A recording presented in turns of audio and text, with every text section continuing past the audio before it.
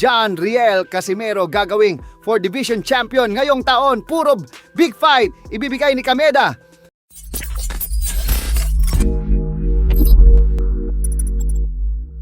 So nakipag-meeting na po si former 3 Division World Champion John Riel Casimero sa kanyang promoter na si Koki Kameda para pag-usapan ang kanyang susunod na laban at para pag-usapan na din po ang panibagong kontrata ni Casimero sa Kameda Promotion.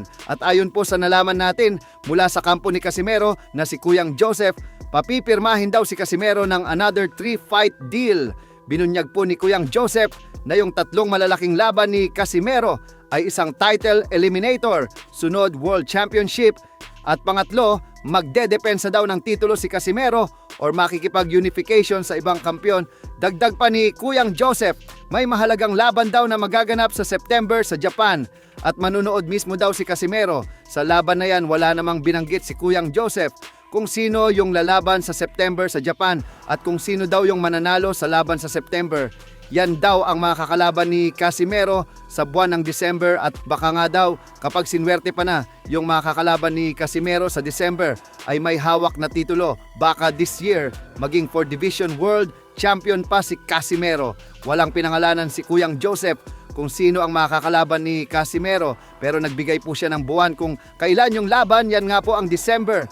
Unang-una, ang kontrata ni Kameda. 1, 2, 3, may plano si Kameda. Sabi ni Kameda, first fight, isasalang kita sa eliminator. Second fight, isasalang kita sa championship. Basta tuloy-tuloy ang panalo. Third fight, dedepensahan mo ang sinturon mo or mag-unification ka. Kaya ang target talaga ni Koki Kameda ay gawing isang ganap na for Division World Champion si Casimero. Ibig sabihin po niyan ay sa featherweight division na lalaban ang angas ng Pinas dahil alam naman nating lahat na hawak pa ni Inoue ang lahat ng titulo sa super bantamweight division at ayaw naman itong labanan si Casimero hanggat wala itong hawak na belt.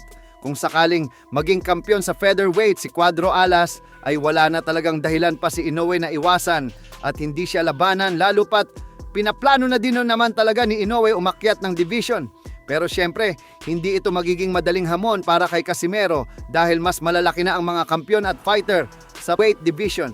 Samantala, hindi nga po natin maitatanggin na nasa radar na talaga ng The Ring Magazine na pagmamayari ni Turki Alashik ang angas ng Pinas. Ito po ay dahil bawat galaw ni Cuadro Alas ay binabantayan na nito magmula nang matalo niya si Luis Neri via ika-4 na round knockout.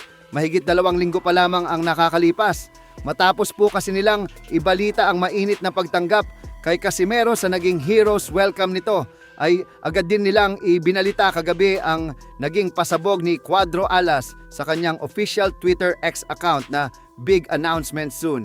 At katulad sa lahat ng post nila tungkol kay Casimero ay muli na naman itong nagtrending at sinapawan ng lahat ng mga post nila patungkol sa ibang boksingero pagdating sa likes at engagement.